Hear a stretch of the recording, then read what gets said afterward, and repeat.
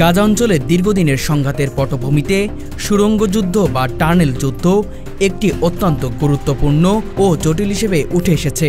গাজার বিভিন্ন স্থান থেকে নির্মিত সুড়ঙ্গগুলো আধুনিক যুদ্ধের নতুন মুখরূপে বিবেচিত হচ্ছে।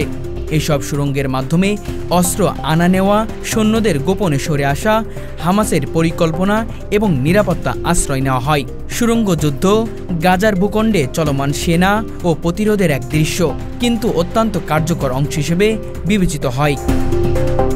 সুড়ঙ্গগুলো নির্মাণে ব্যাপক পরিমাণ শ্রম ও প্রযুক্তি ব্যবহৃত হয়, যা মূলত গাজার অভ্যন্তরীণ ভৌগোলিক অবস্থা ও প্রতিরোধ মোকাবেলায় তৈরি করা হয়। এই সুড়ঙ্গগুলো কখনো কিলোমিটার পর্যন্ত দীর্ঘ হতে পারে এবং এর মধ্যে বিদ্যুৎ, বায়ু চলাচল ও যোগাযোগের সুযোগ থাকে, যা যুদ্ধের সময় নিরাপদ চলাচল নিশ্চিত করে।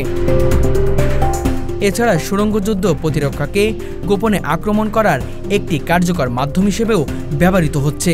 গাজার প্রতিরোধ বাহিনী এই সুড়ঙ্গগুলো ব্যবহার করে ইসরায়েলি বাহিনীর পেছনে আঘাত আনার চেষ্টা করে থাকে, যা মূলত যুদ্ধের ক্ষেত্রে সবচেয়ে অনেকটাই অন্যরকম এবং অধিক বিপজ্জনক। ইসরায়েলি সেনারা এই সুড়ঙ্গ যুদ্ধ মোকাবেলায় উচ্চ প্রযুক্তির সেন্সর এবং মাটির নিচে চলাচল নিরীক্ষক করার বিশেষ যন্ত্র ব্যবহার করে থাকে। তবে সুড়ঙ্গের অস্তিত্ব ধ্বংস করা ইসরায়েলের জন্য এক বড় চ্যালেঞ্জ, কারণ সুড়ঙ্গগুলো গভীর ও জটিল হওয়া ধ্বংস করার জন্য বড় ধরনের অভিযানের প্রয়োজন হয়, যা অনেক সময় নিরীহ নাগরিকের জন্য বিপদ সৃষ্টি করে। এই সুড়ঙ্গ যুদ্ধের কারণে গাজা এবং আশপাশের অঞ্চলগুলোতে উত্তেজনা ক্রমই বৃদ্ধি পাচ্ছে এবং সাধারণ মানুষের নিরাপত্তা ও জীবনযাত্রা কঠিন হচ্ছে। গাজার সুড়ঙ্গ যুদ্ধ কেবল সামরিক বিষয় নয়, এটি রাজনৈতিক ও মানবিক দৃষ্টিকোণ থেকেও অত্যন্ত জটিল।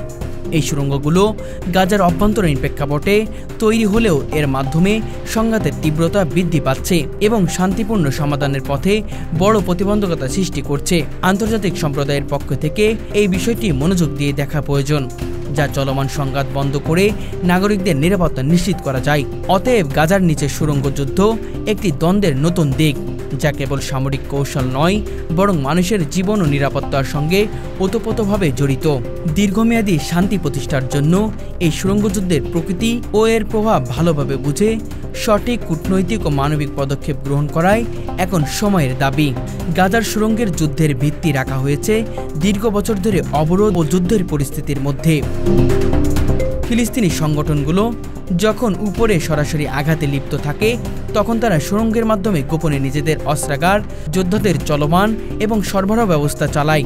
মূলত 2000 দশকের শুরু থেকে সুড়ঙ্গ যুদ্ধ তীব্রতা পেয়েছে ও অন্যান্য প্রতিরক্ষা গোষ্ঠীর কাছ থেকে গাজার অবরোধ আর ইসরায়েলের সামরিক আঘাতের বিরুদ্ধে প্রতিরোধ গড়ে তুলতে সুড়ঙ্গের খুবই গুরুত্বপূর্ণ ভূমিকা পালন করছে।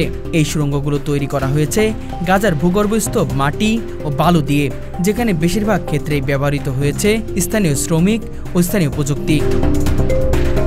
গাজার সুড়ঙ্গ নির্মাণে ব্যবহৃত প্রযুক্তি অনেক উন্নত ও গোপনীয়। প্রচলিত হাতুড়ি খোদাই করে শুরু করে আধুনিক যন্ত্রপাতি ব্যবহার করে সুড়ঙ্গগুলো তৈরি করা হয়। অনেক সুড়ঙ্গ 15 থেকে 30 কিলোমিটার গভীরে স্থাপন করা হয়, যা ইসরায়েলের রাডার ও সেন্সর ধরা পড়ে না। এগুলো সুড়ঙ্গের ভিতরে বাতাস চালানোর জন্য বিশেষ নল ও বিদ্যুতের জন্য কেবল বসানো হয়, যা দীর্ঘ সময় স্থায়ী অভিযান চালাতে সক্ষম করে। কৌশলগত দিক থেকে সুড়ঙ্গগুলো একাধিক দিক দিয়ে গাজার ভিতরে বিভিন্ন স্থানে সংযুক্ত করে, যা ইসরায়েলি সেনাদের জন্য অনুসরণ করা কঠিন হয়ে তোলে। শুধুমাত্র যুদ্ধবিধ্বস্ত সুড়ঙ্গ ধ্বংসের চেয়ে বড় লক্ষ্য হওয়া উচিত গাজার মানুষের জন্য একটি নিরাপদ, সম্মানজনক ও স্থায়ী শান্তির পরিবেশ সৃষ্টি করা।